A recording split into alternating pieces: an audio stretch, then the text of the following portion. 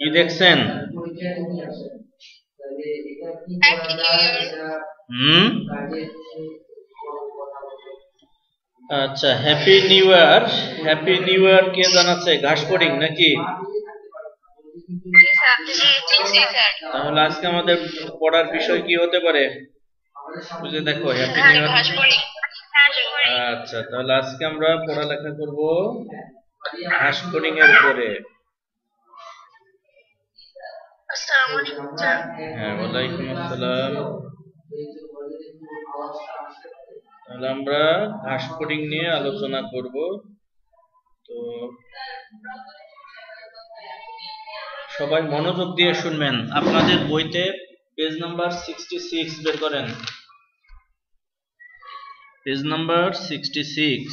এখানে দেখেন যে বলা হয়েছে আরশোলার মতো ঘাস ফড়িংও একটি অতি পরিচিত পতঙ্গ, এবং এই ঘাস ফড়িং হচ্ছে বাংলাদেশ সহ পৃথিবীর বিভিন্ন দেশে এরা বসবাস করে। বিশেষ করে যে অঞ্চলগুলি নাতিশীতোষ্ণ, অর্থাৎ বেশি ঠান্ডাও না অতিরিক্ত গরমও না, এরকম যে এলাকাগুলি, সেই এলাকাগুলিতে এদের কিন্তু বেশি পাওয়া যায়। ঠিক আছে? এবং এই ঘাস ফড়িংগুলি একা একাও বাস করতে পারে, আবার দলবদ্ধভাবেও বসবাস করতে পারে। ঠিক আছে? তো যে সকল ঘাস ফড়িংগুলি দলবদ্ধভাবে বসবাস করে তাদেরকে বলা হয় লোকাস্ট বা কি পঙ্গপাল। এবং এই পঙ্গপাল যেগুলি, তারা হচ্ছে খুবই ভয়ঙ্কর। মুহূর্তের মধ্যেই কি করতে পারে, তুমি হঠাৎ করে দেখছো যে একটা মাঠ 5 মিনিট আগে ছিল সবুজে ভরপুর, ধানের পাতা, ফসলের পাতা, আলুর গাছ, সাপোজ 10 কিলোমিটার জুড়ে আলুর গাছ ছিল, সব সবুজ।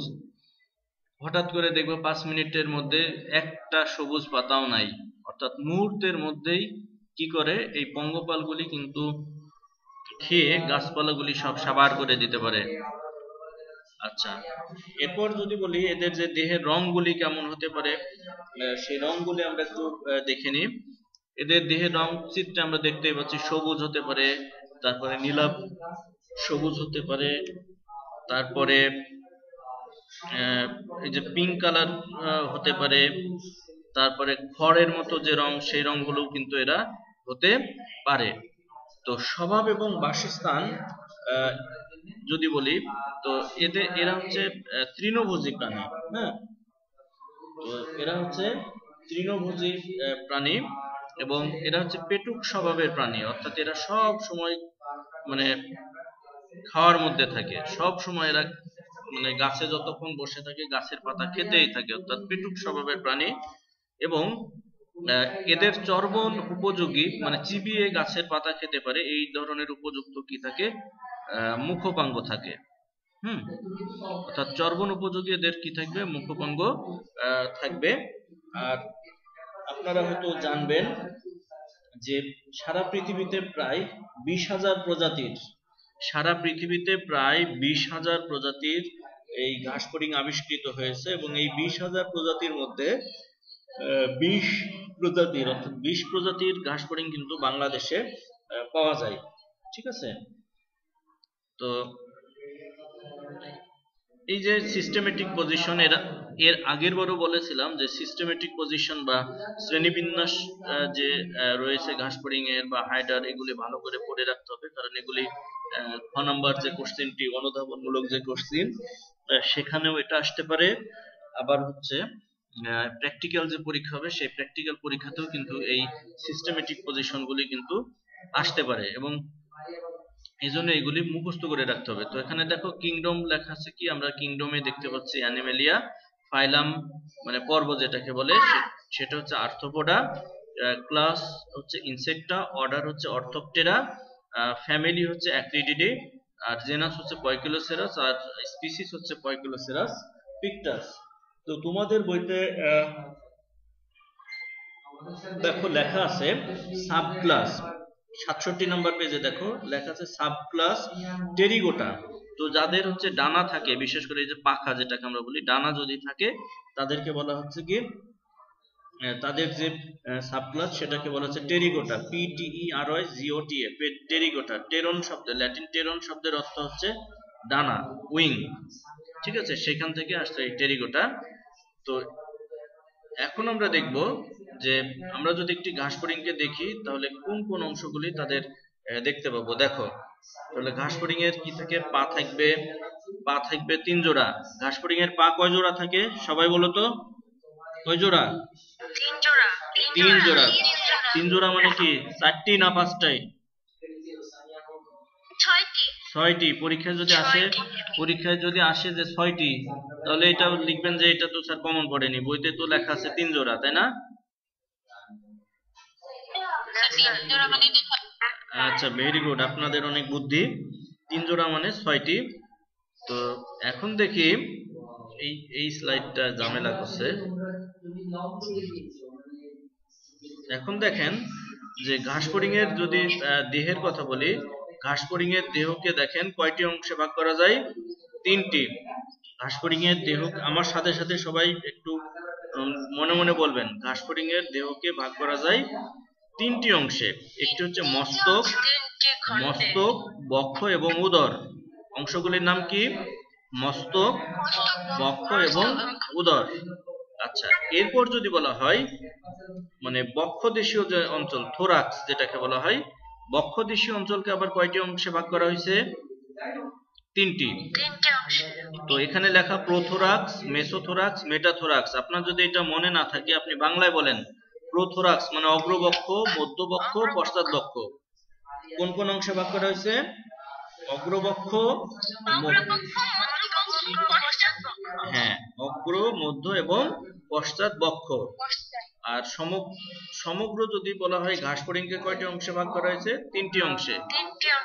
মস্তক, বক্ষ এবং উদর। আচ্ছা, এইটুকু কি বোঝা গেছে? আচ্ছা, যদি বলা হয় যে ঘাস ফড়িং কতটুকু লম্বা? 8 থেকে 9 সেন্টিমিটার বলেন, আবার কোন কোন বইতে লেখা আছে শুধু 9 সেন্টিমিটার। ঠিক আছে, তো আপনি আপনার বইতে যেটা লেখা আছে সেটাই পড়েন। ঘাস ফড়িং 8 সেন্টিমিটার, তো আপনার বইতে লেখা আছে 8 সেন্টিমিটার, আপনি 8 সেন্টিমিটারই বলেন, অসুবিধা নাই। আর দেহটা দেখেন যে লম্বা, বেলনাকার, সরু এবং দ্বিপার্শ্বীয় প্রতিসম। এটুকু কি বোঝা গেছে? আচ্ছা, এখন দেখেন, আজকে কিন্তু পরীক্ষা নেব, 10 নম্বরের পরীক্ষা আছে। পরীক্ষায় যারা অ্যাটেন্ড করবে তাদেরই উপস্থিতি দেওয়া হবে, আদারওয়াইজ দেওয়া হবে না। তো দেখেন যে মস্তকের মধ্যে কোন কোন অংশ থাকে, এই কোশ্চেন আসবে কিন্তু এখান থেকে। মস্তকের মধ্যে কি কি থাকে? অগ্রবক্ষ, মধ্যবক্ষ আর পশ্চাৎবক্ষ। এই কে বললো অগ্রবক্ষ? আমি বলছি মস্তকের মধ্যে কি কি থাকে। মস্তকের মধ্যে থাকে পুঞ্জাক্ষী, মুখপাঙ্গ এবং অ্যান্টেনা। আচ্ছা, এখান থেকে বহুপদী কোশ্চেন আসবে। আর বক্ষের মধ্যে কি কি থাকে দেখেন, 3 জোড়া পা এবং 2 জোড়া ডানা। বক্ষের মধ্যে কি কি থাকবে? 3 জোড়া পা এবং 2 জোড়া ডানা। আচ্ছা, এবার কে একজন বলবেন যে 3 জোড়া পায়ের মধ্যে কোন পাগুলি সব থেকে বড় আকারে? পশ্চাৎ পা নাকি অগ্রপা?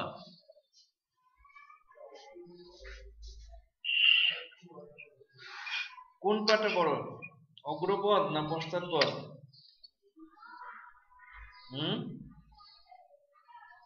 আপনারা খেয়াল করেন, ওই চিত্রে দেখেন যে পশ্চাৎপদ আকারে হচ্ছে অনেকটা বড়, পশ্চাৎপদটাই হচ্ছে বড়। আচ্ছা, উদর কি কি ধারণ করে দেখেন, একজন বলেন। মোহনাস,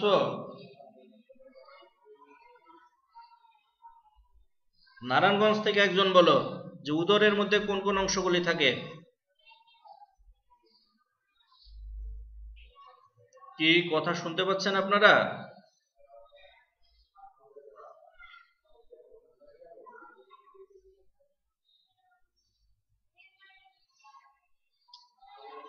কি অবস্থা, এত জঘন্য নেট নিয়ে তো কাজ হয় না।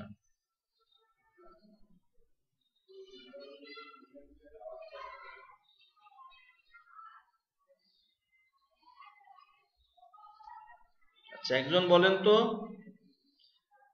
যে ঘাস ফড়িং এর দেহের অংশ কয়টি থাকে?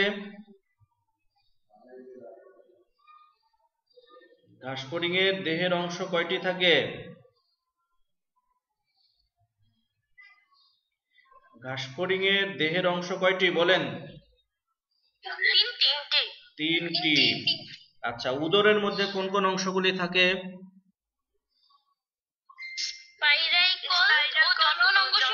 আচ্ছা, স্পাইরাকল যদি মনে না থাকে তাহলে বাংলায় বলবেন শ্বসন ছিদ্র। স্পাইরাকলের বাংলা হচ্ছে কি?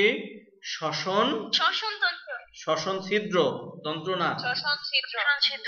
ঠিক আছে। আচ্ছা, এখন এখানে যে কোশ্চেনগুলি মানে যে অংশটুকু দেখানো হচ্ছে এখান থেকে কিন্তু বহুপদী যে কোশ্চেনগুলি সেই কোশ্চেনগুলি কিন্তু আসতে পারে। তো আপনাদের বইতে দেখেন যে 67 নাম্বার পেজে লেখা আছে যে বাসস্থান। বাসস্থান বলতে এরা কোথায় বাস করে? আমরা আগে বললাম যে ঘাস ফড়িং, তাহলে ঘাসের মধ্যেই বাস করবে, নামের মধ্যে উত্তর আছে। তাহলে যেখানে ঘাস লতা পাতা এরকম জায়গাগুলি সেখানে এরা বসবাস করবে। তারপরে বিশেষ করে যেখানে ওই যে জোয়ার ভাটার পানি আসে, ম্যানগ্রোভ যে ফরেস্ট গুলি আছে, তো সেই জায়গায় আমরা জানি নির্দিষ্ট সময় পর পর গাছগুলি পানিতে ডুবে যায়, আবার কিছুক্ষণ পর পর পানি চলে যায়, তখন গাছগুলি ঠিক হয়ে যায়। অর্থাৎ এই ধরনের যে ম্যানগ্রোভ অঞ্চলগুলি, সেই ম্যানগ্রোভ অঞ্চলগুলিতে তারা ডিম পাড়তে তাদের অসুবিধা হয়। তো যে কারণে সেখানে তাদের যে সংখ্যা সেই সংখ্যাটা থাকে কম। তো যখন হচ্ছে বইতে দেখেন 67 পেজে দাগ দেন যে ওই যে উপরের চিত্রের নিচে যে যখন একটা জায়গায় যদি হঠাৎ করে তাপমাত্রা বেড়ে যায় বা খুব ঠান্ডা পড়ছে, তাহলে এই অবস্থাটা জীবের জন্য কি অনুকূল না প্রতিকূল? তো প্রতিকূল পরিবেশে তারা কি করে যে একটা জায়গায় তারা কি করে স্থানান্তর করে, সেই জায়গায় থেকে তারা যেখানে বসবাসের উপযোগী সেই জায়গাগুলোতে তারা সরে যায়। তো প্রতিকূল পরিবেশে এরা প্রায় 15 কিলোমিটার পর্যন্ত, দিনে প্রায় 15 কিলোমিটার পর্যন্ত তারা কিন্তু গমন করতে পারে। তো এইগুলি মনে রাখতে হবে। এখন আমরা আমাদের যে মূল আলোচনা সেই আলোচনা এবার যাই। মাথা আমরা একটু আগেই পড়লাম যে মাথার কি কি অংশ থাকে। পেজ নাম্বার বের করেন 68 দেখেন আপনাদের বইতে। তো মাথাটা দেখলে মনে হচ্ছে এখানে একটা খণ্ড থাকে। পেজ নাম্বার 68 দেখেন যে মাথা বাইরে থেকে দেখলে মনে হয় একটা খণ্ড, আসলে মাথার ভিতরে মোট 6টি খণ্ড থাকে। কয়টি খণ্ড থাকে? মাথার খণ্ড কয়টি? 6টি। মোট 6টি ভ্রূণীয় খণ্ডর সমন্বয়ে কিন্তু মাথা গঠিত হয়। মাথায় খণ্ড থেকে বইতে দেখেন দেয়া আছে 68 পেজে মস্তক। বাইরে থেকে অখণ্ডায়িত মনে হলেও মূলত 6টি ভ্রূণীয় খণ্ডকের সমন্বয়ে এদের যে মাথা, সেই মাথাটি কিন্তু গঠিত। এবং মাথা দেখতে কিসের মতো? বইতে দেখেন ঘাস ফড়িং এর মাথা দেখতে নাশপাতি আকৃতির এবং হাইপোগনেথাস। নাশপাতি আকৃতি। আচ্ছা, এবার একটু গল্প করি, ঠিক আছে? গল্পটা ভালো লাগবে। আবার এই গল্প বাস্তব চিত্রেও কিছুদিনের মধ্যে, মানে কিছু বলতে বেশ কয়েক বছর পরে আপনারা এটা বাস্তবেও দেখতে পাবেন। তো আমি যে কোশ্চেনটি করব এটা টেক ইট ইজি এবং সহজে উত্তর দিবেন। আচ্ছা, যখন মেয়েদের বিয়ে হয়, বিয়ে হওয়ার পর শ্বশুর বাড়িতে নিয়ে গিয়ে যখন প্রথম একটা জায়গায় ধরো বসতে বলে, তো সেই সময় মানে মেয়েদের মাথাটা কি উপরের দিকে থাকে না নিচের দিকে থাকে? তো ঘাস ফড়িং সারা জীবনই মাথাটা ওইভাবে নিচের দিকে থাকে। মাথা যদি নিচের দিকে থাকে তাহলে মুখের যে ছিদ্র সেটাও কি উপরের দিকে থাকবে না নিচের দিকে? হ্যাঁ, তাহলে যখন হচ্ছে কি হচ্ছে যে একটা মেয়ের প্রথম শ্বশুর বাড়িতে যায়, তখন সে লজ্জায় কি করে মাথাটা সব সময় নিচের দিকে লুকিয়ে রাখে, নিচের দিকে নিচু করে রাখে।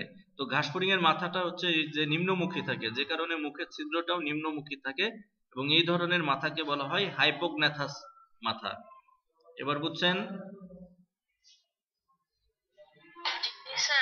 তাহলে যে মাথা নিম্নমুখী হয়ে থাকে এবং মুখের ছিদ্রটাও নিম্নমুখী থাকে সেই ধরনের মাথাকে বলা হয় হাইপোগনেথাস। তো ঘাস ফড়িং এর মাথাটা হচ্ছে হাইপোগনেথাস প্রকৃতির। তো কি বোঝা গেছে?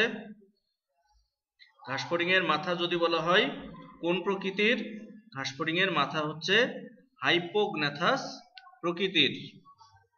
হাইপোগনেথাস। হ্যাঁ, হাইপোগনেথাস প্রকৃতির কেন বলা হচ্ছে? কারণ এদের এদের মুখ্য ছিদ্রটা নিম্নমুখী। যেদিন আপনারা শ্বশুর বাড়ি যাবেন আমার কথা মনে হবে, ওই দিন এইভাবে যখন থাকবেন আর তখন হাসবেন, ঠিক না? আচ্ছা, এখন দেখি ঘাসফড়িং এর মাথার অংশগুলি। এইখান থেকে কোশ্চেন আসবে। তো ঘাসফড়িং এর মাথার পৃষ্ঠ দিকের যে অংশটা দেখেন, ঘাসফড়িং এর মাথার দেখেন পৃষ্ঠ দিকে যে অংশটা থাকে, সেই পৃষ্ঠ দিকের অংশটাকে বলা হয় কি? ভার্টেক্স। কি বলা হয়?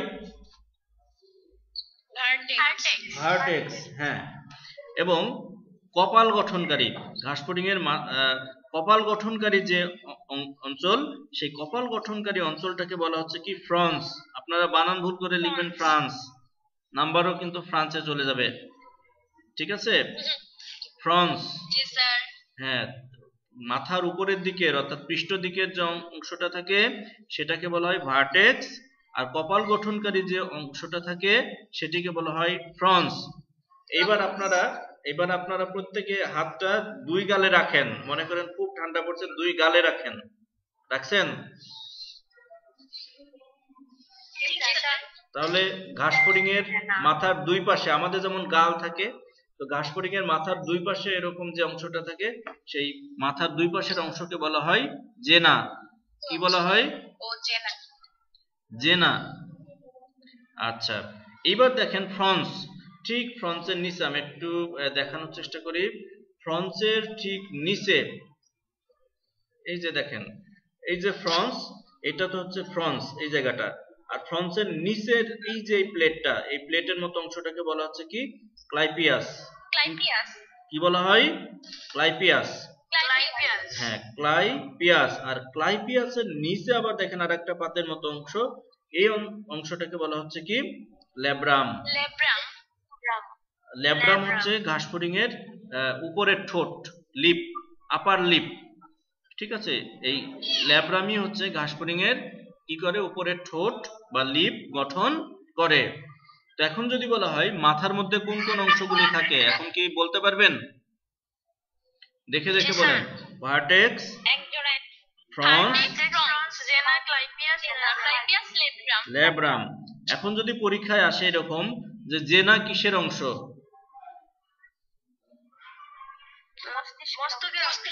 আচ্ছা, মাথার অংশ, মস্তকের অংশ। মস্তিষ্ক আলাদা জিনিস। আচ্ছা, যদি বলা হয় ক্লাইপিয়াস কিসের অংশ? ভার্টেক্স কিসের অংশ? পারা যাবে? ওকে, তাহলে পরেরটায় যায়। আজকে অনেক পড়া কিন্তু। তাহলে দেখি, এটা ক্লিয়ার করে দিই। আচ্ছা, এইবার যে অংশগুলির কথা বললাম সেগুলো একটু অ্যাট এ গ্লান্স দেখে নেন। তাহলে ঘাসফড়িং এর মাথা হচ্ছে নরমক্ষম, অর্থাৎ বিভিন্ন দিকে মাথা কিন্তু ঘোরাতে পারে। মাথার পৃষ্ঠীয় অংশকে বলা হয় ভার্টেক্স। তো পরীক্ষায় জ্ঞানমূলক কোশ্চেন যদি আসে যে ভার্টেক্স কাকে বলে, শুধু এইটুকু লিখলে কিন্তু হবে না। যে মাথার পৃষ্ঠীয় অংশকে বলা হয় ভার্টেক্স, বলতে হবে ঘাসফড়িং এর মাথার পৃষ্ঠীয় অংশকে বলা হয় ভার্টেক্স। কারণ আমি এখন ঘাসফড়িং পড়াচ্ছি, এজন্য ঘাসফড়িং শব্দটা বারবার লিখে নিই। তারপরে ঘাসফড়িং এর মাথার পার্শ্বীয় অংশকে বলা হয় জেনা। ঘাসফড়িং এর মাথার সামনের অংশকে বলা হয় ফ্রন্স। আর ফ্রন্সের নিচের, ঘাসফড়িং এর ফ্রন্সের নিচের আয়তাকার যে প্লেট, সেই প্লেটকে বলা হয় ক্লাইপিয়াস।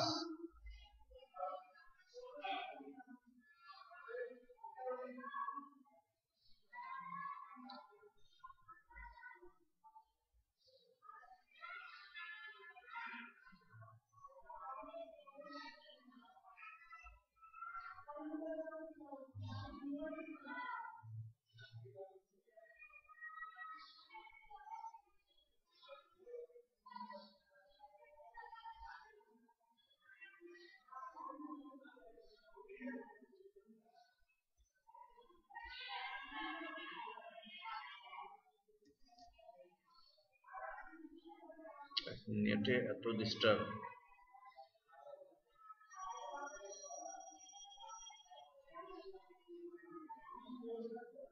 এগুলি কি বুঝতে পারছেন? যেগুলি পড়ানো হলো আপনারা কি বুঝতে পারছেন? এতক্ষণ যেটুকু পড়ানো হলো আপনারা কি বুঝতে পারছেন? জি স্যার। ওকে, এই যে নেটে প্রবলেম করছে, হ্যাঁ, হঠাৎ করে ডিসকানেক্ট হয়ে যাচ্ছে, আমি তো খেয়ালও করতে পারছি না। এখন আমরা পরের যে অংশটা, সেই পরের অংশটা দেখি। মাথার অংশ শেষ, এখন দেখবো পুঞ্জাক্ষী। অক্ষী মানে কি? বাংলা এটা তো জানার কথা, বাংলা স্যার পড়াইছে। অক্ষী মানে কি? চোখ। চোখ। আর পুঞ্জ মানে কি? পুঞ্জ মানে কি? কি স্যার? পুঞ্জ। পুঞ্জ মানে কি? অনেক কিছু একসাথে, তাই না? একসাথে থাকা। হ্যাঁ, অনেক কিছু একসাথে থাকা। তো ঘাসফড়িং এ আমরা যদি দেখি মাথার দুই পাশে কি থাকে? পুঞ্জাক্ষী থাকে। কি থাকবে? পুঞ্জাক্ষী থাকে। তো পুঞ্জাক্ষীটা কি একটু দেখি। এই যে এই জায়গাটা খেয়াল করো, এই যে এখানে কালো রঙের দেখতে পাচ্ছ, এই একটা, এই যে একটা, এই দুইটা হচ্ছে ঘাসফড়িং এর পুঞ্জাক্ষী। ঠিক আছে, এই পুঞ্জাক্ষীর মধ্যে, এই পুঞ্জাক্ষী, হ্যাঁ চোখ, অক্ষী মানে তো চোখ। এই পুঞ্জাক্ষীর মধ্যে কি থাকে? অনেকগুলি চোখ থাকে। অনেকগুলি চোখ একসাথে কি থাকে এখানে যুক্ত থাকে। এই যে এই চোখ, এই চোখগুলোকে বলা হচ্ছে কি? পুঞ্জাক্ষী। ঠিক আছে, তো এই পুঞ্জাক্ষী কি হয় যে চিংড়িতে যদি দেখো, চিংড়িতে দেখবা এরকম একটা লম্বা অংশ থাকে, তার মাথায় এরকম কি একটা চোখ লাগানো থাকে, অর্থাৎ এরকম কি থাকে? বৃন্ত থাকে। তো যখন বৃন্ত থাকে তখন সেটাকে বলা হয় কি? বৃন্তক পুঞ্জাক্ষী। আর ঘাসফড়িং এর ক্ষেত্রে কিন্তু এই যে এই জায়গায় দেখো, এখানে কিন্তু এরকম বৃন্তক থাকে না। চিংড়ির ক্ষেত্রে এই এই জায়গা থেকে এরকম বৃন্তের মতো, বোটার মতো অংশ চলে যায়, এই মাথায় চোখটা লাগানো থাকে। কিন্তু ঘাসফড়িং এর ক্ষেত্রে এরকম বৃন্তের মতো অংশ থাকে না। সেজন্য ঘাসফড়িং এর পুঞ্জাক্ষী হচ্ছে কোন ধরনের? অবৃন্তক। বোঝা গেছে? জি স্যার। ওকে। আর এই পুঞ্জাক্ষী আবার অনেকগুলি ওমাটিডিয়ামের সমন্বয়ে গঠিত। এই যে একটা ওমাটিডিয়াম, এই একটা ওমাটিডিয়াম, এই একটা ওমাটিডিয়াম, এরকম অসংখ্য ওমাটিডিয়ামের সমন্বয়ে কি গঠিত হয়? ঘাসফড়িং এর যে পুঞ্জাক্ষী, সেই পুঞ্জাক্ষী তৈরি হয়। অর্থাৎ এই পুঞ্জাক্ষী, এই যে এটা হচ্ছে পুঞ্জাক্ষী, তো পুঞ্জাক্ষীর গঠন ও কাজের একক কি বলা হয়? কি? ওমাটিডিয়াম। কি বলে? পুঞ্জাক্ষীর গঠন ও কাজের একককে বলা হয় ওমাটিডিয়াম। হ্যাঁ, পুঞ্জাক্ষীর গঠন ও কাজের একককে বলা হয় ওমাটিডিয়াম। এই ওমাটিডিয়াম ছাড়াও ঘাসফড়িং এর আরো কি থাকে দেখো, তিনটি সরল চোখ থাকে। কি চোখ? তিনটি থাকে সরল চোখ। ঠিক আছে, এই যে সিম্পল আই 1 2 3, তো এই সিম্পল আইগুলিকে বলা হয় ওসেলাস। কি বলা হয়? হ্যাঁ, তাহলে ঘাসফড়িং এর যে আমরা পুঞ্জাক্ষীর কথা বললাম, এই যে খেয়াল করে, এই পুঞ্জাক্ষীর মধ্যে এরকম ওমাটিডিয়াম, এই যে এই ওমাটিডিয়াম, এরকম ওমাটিডিয়াম থাকে একটা চোখের মধ্যে প্রায় 2000। তাহলে দুই চোখের মধ্যে কয়টি থাকে? 4000। আর সরল চোখ থাকবে কয়টা? তিনটি। সরল চোখগুলিকে কি বলা হয়? ওসেলাস। পারা যাবে পরীক্ষায় যদি আসে ওসেলাস কি, ওমাটিডিয়াম কি, এগুলি কি পারা যাবে? পরেরটা যাই।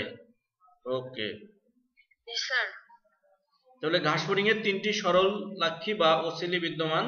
বইতে লেখা আছে ওসেলাসও কিন্তু লেখা থাকতে পারে, একই জিনিস, একটা একবচন একটা বহুবচন।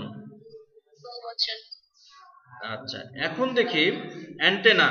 তো এই যে ঘাসফড়িং এর যে মাথা আছে, মাথার যে দুই পাশে, মাথার দুই পাশে কি থাকে? এই যে দেখছো না, এই যে মাথার দুই পাশে যে নড়ে বেড়ায়, তোমরা তেলাপোকাটা বেশি দেখে থাকবা। এটা যদি তেলাপোকার মাথা হয়, তাহলে মাথার দুই পাশে এরকম সঞ্চালনক্ষম একটা অংশ থাকে না, নড়ে বেড়ায়। এই যে এই অংশ, এইগুলোকে বলা হচ্ছে কি? অ্যান্টেনা। অ্যান্টেনা, এবং এই অ্যান্টেনা হচ্ছে আলোক সংবেদী অংশ, অর্থাৎ এই অ্যান্টেনার মাধ্যমে তারা তাপ, চাপ, স্পর্শ এই ধরনের যে অনুভূতিগুলি, সেই অনুভূতিগুলি কিন্তু তারা গ্রহণ করে থাকে। তো অ্যান্টেনা যদি বলা হয় কয়টি অংশ, দেখো অ্যান্টেনার অংশ দেখো তিনটি। কি কি? স্কেপ, পেডিসেল এবং ফ্ল্যাজেলাম।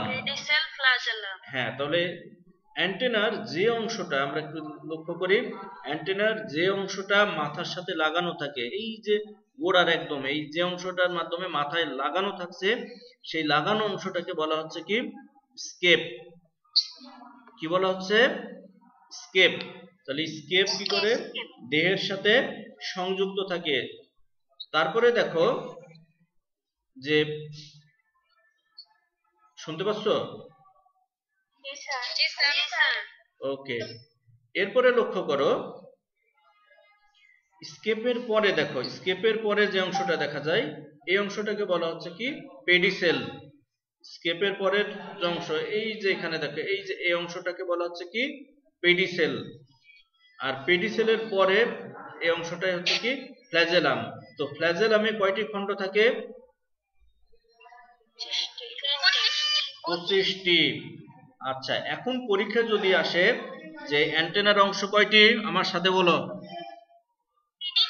3টি। নাম কি কি?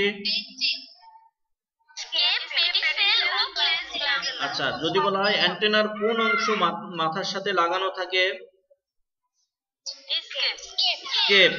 আচ্ছা, যদি বলা হয় ফ্ল্যাজেলাম এবং স্কেপের মাঝখানে কোন অংশটি থাকে? ফ্ল্যাজেলাম এবং স্কেপ, পেডিসেল। আচ্ছা, যদি বলা হয় ফ্ল্যাজেলাম কয়টি খণ্ড থাকে? ফ্ল্যাজেলামে 25টি খণ্ড। আচ্ছা, এখন এই যে তিনটা নাম, এই তিনটা নাম দিয়ে কিন্তু তোমার যে বহুপদী কোশ্চেন, সেই বহুপদী কোশ্চেন কিন্তু আসবে পরীক্ষায়। তো আসলে কি পারা যাবে? কাজগুলি দেখেন, অ্যান্টেনা ঘাসফড়িং এর ঘ্রাণ, স্পর্শ এবং শ্রবণ ইন্দ্রিয় অঙ্গ হিসেবে কাজ করে। ইন্দ্রিয় মানে অঙ্গ, শ্রবণ অঙ্গ হিসেবে কাজ করে। তাহলে অ্যান্টেনার কাজ হচ্ছে কি? কোনো কিছু গন্ধ নেওয়া, তারপরে স্পর্শের যে অনুভূতি, তারপরে কোনো কিছু শ্রবণের অনুভূতি, এই অনুভূতিগুলি কিন্তু সে অ্যান্টেনার মাধ্যমে পেয়ে থাকে। আর ওসেলাস আমরা অলরেডি বলেছি, ঠিক আছে, এখন আর বললাম না। এরপরে আসলো বক্ষর যে অংশ, সেই অংশটা আমরা দেখি। লক্ষ্য করো, তাহলে বক্ষের অংশ কয়টি বলেছিলাম? 3টি, তাই না? অগ্রবক্ষ, মধ্যবক্ষ এবং পশ্চাৎবক্ষ। অগ্র, মধ্য এবং পশ্চাৎ। আচ্ছা, তাহলে এই যে এই বক্ষের যে পৃষ্ঠ দিকের যে অংশটা থাকে, বক্ষের পৃষ্ঠ দিকে যে অংশটা থাকে, পৃষ্ঠ দিকের অংশটাকে বলা হচ্ছে টারগাম। আর অঙ্কীয় দিকের যে, কপি মিসের কাছে নিয়ে নেন সিগনেচার। আর অঙ্কীয় দিকের যে অংশ, সেই অংশটাকে বলা হয় স্টারনাম।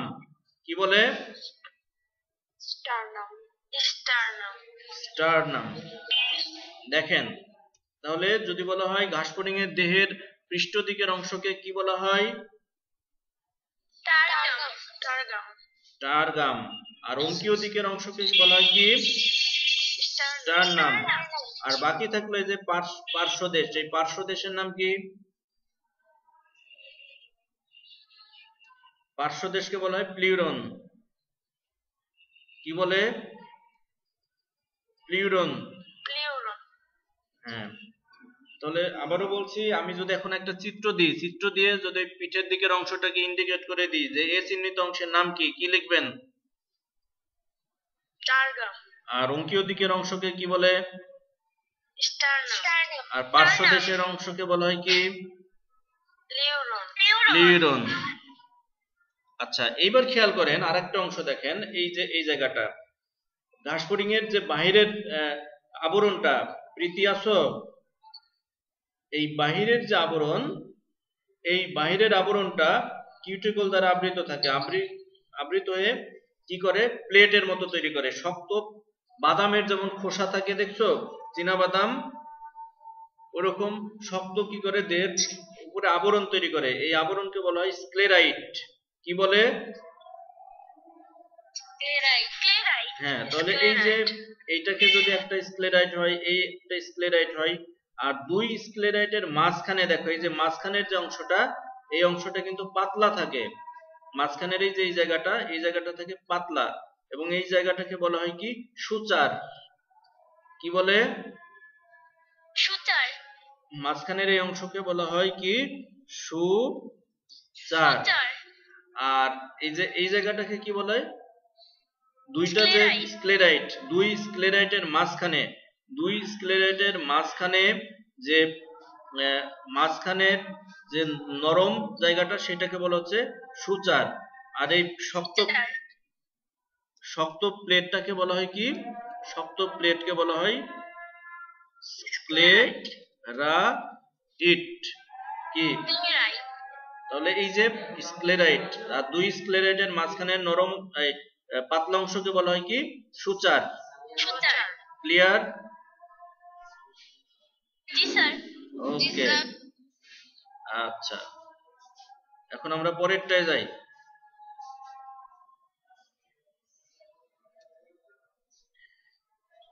আচ্ছা, এরপরে দেখি শ্বাসরন্ধ্র থাকবে। ঘাসফড়িং এর যে বক্ষদেশীয় যে অঞ্চলটা, এই যে বক্ষদেশীয় যে অঞ্চলটা আমরা দেখতে পাচ্ছি, এই যে এইটা হচ্ছে বক্ষদেশীয় অঞ্চল, তাই না? এই বক্ষদেশীয় অঞ্চলে কি থাকবে? শ্বসন ছিদ্র থাকবে। এই বক্ষদেশীয় অঞ্চলে এখানে কি থাকবে? দুই জোড়া ফুলকা ছিদ্র থাকবে। বক্ষদেশীয় অঞ্চলে কয় জোড়া ফুলকা ছিদ্র থাকবে? দুই জোড়া। কি দেখতে পাচ্ছ ছিদ্রগুলি? বক্ষদেশীয় অঞ্চলে ছিদ্র থাকবে দুই জোড়া। আর এই যে উদর, এই উদরীয় অঞ্চলে থাকবে কয় জোড়া? 8 জোড়া। আচ্ছা, তাহলে বক্ষদেশে দেখো দুই জোড়া শ্বাসরন্ধ্র থাকবে। আর প্রত্যেক বক্ষদেশের প্রত্যেকটা খণ্ড থাকে। আমরা বললাম কি অগ্রবক্ষ, মধ্যবক্ষ আর পশ্চাৎ বক্ষ। তাহলে প্রত্যেক খণ্ডে দুইটা করে কি থাকবে? মোট 3 জোড়া পা থাকবে। পা থাকবে কয় জোড়া? পা থাকবে 3 জোড়া। এবং পাগুলি যদি বলা হয় কোথায় থাকবে? পাগুলি থাকবে বক্ষ অঞ্চলে। পাগুলি কোথায় থাকবে? বক্ষ অঞ্চলে। এটা কি বোঝা গেছে? জি স্যার। ওকে, এখন আমরা আরেকটু দেখি উদর। তো উদর যেটা আমরা দেখলাম, সেই উদরের ভিতরে খণ্ড থাকবে মোট কয়টি? মোট খণ্ড থাকবে 11টি। বলেন কয়টি? 11টি। মাথায় খণ্ড থাকবে কয়টি? মাথায় খণ্ড থাকবে 6টি। মাথায় খণ্ড থাকবে 6টি। উদরে খণ্ড থাকবে কয়টি? 11টি। আচ্ছা, এরপর যদি বলা হয় অ্যান্টেনার অংশ কয়টি? 3টি। বক্ষদেশীয় অঞ্চলে শ্বসন ছিদ্র থাকবে কয়টি? 2 জোড়া। 2 জোড়া মানে 4টি। আর উদরীয় অঞ্চলে খণ্ড থাকবে কয়টি? কয় জোড়া শ্বসন ছিদ্র থাকবে? 8 জোড়া। 8 জোড়া। হ্যাঁ, তাহলে যদি বলা হয় ঘাসফড়িং এর মোট শ্বসন ছিদ্র কয় জোড়া? 8 জোড়া। আমি বোঝাতে পারিনি, আবার বোঝাচ্ছি। এই যে এখানে দেখেন ঘাসফড়িং এর বক্ষীয় অঞ্চলে এখানে দুইটা থাকবে, অপোজিট প্রান্তে দুইটা থাকবে। তাহলে মোট কয়টি? মানে কয় জোড়া? 2 জোড়া। আর উদরীয় অঞ্চলে এরকম থাকবে 1 2 3 4 5 6 7 8। তাহলে এখানে ভালো করে শুনেন, এই যে এই জায়গাটা দেখেন, বক্ষদেশীয় অঞ্চলে থাকবে 2 জোড়া, আর উদরীয় অঞ্চলে থাকবে 8 জোড়া। তাহলে মোট কয় জোড়া? আমি বারবার বলছি দুই পাশে থাকবে দেহের, তাহলে শ্বসন ছিদ্র থাকবে 10 জোড়া। ক্লিয়ার? হ্যাঁ, এখানে তো আমি এক পাশে দেখাচ্ছি, দুই পাশে তো দেখাচ্ছি না। আচ্ছা, পরেরটায় যাই। আজকে কি স্যার এইচডব্লিউটা বলেন স্যার, ক্লাস এইচডব্লিউ শেষ হয়ে যাবে। এই লেকচারের পরেই দেয়া হবে। এই ক্লাস আপলোড দিয়ে লিংক দেওয়া হবে, সেখানে ঢুকে পরীক্ষা দিতে হবে। ও সময় শেষ তো। জি স্যার, তাই বলছিলাম। কিভাবে সময় চলে গেল বুঝতেই তো পারলাম না। আচ্ছা, তাহলে দেখবেন যে আপনাদের এর আগে একটা লিংক দিয়ে দিয়েছিলাম এই ক্লাসটার উপরে, সেই লিংকটাও একটু দেখে নেবেন। হ্যাঁ, ওই লিংকে গিয়ে দেখে ওকে নেবেন। স্যার। এবং আর আপনাদের এই হোমওয়ার্কটা যদি দিয়ে হোমওয়ার্ক হচ্ছে কি, আমি এই লেকচারটা কিছুক্ষণের মধ্যে আপলোড করে দেব। এই লেকচারটা দেখবেন। লেকচারটা দেখার পর এই লেকচারের মধ্য থেকে কি করবেন, যে এমসিকিউ পরীক্ষা নেওয়া হবে, সেই পরীক্ষাটা দিবেন। এবার বুঝছেন? সবাই জি স্যার। চ্যাট জি বক্সে স্যার। আইডি গুলি লিখে বের হয়ে যান। সবাই চ্যাট বক্সে আইডি গুলি লিখেন। স্যার, হ্যাঁ আসসালামু আলাইকুম স্যার। হ্যাঁ, ওয়ালাইকুম আসসালাম। সবাই চ্যাট বক্সে আইডি গুলি লিখেন, লিখে তারপরে বের হয়ে যান।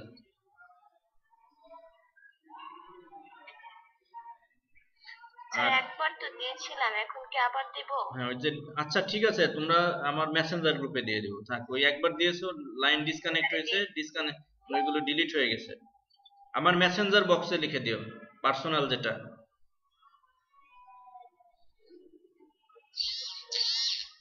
ওকে, আল্লাহ হাফেজ।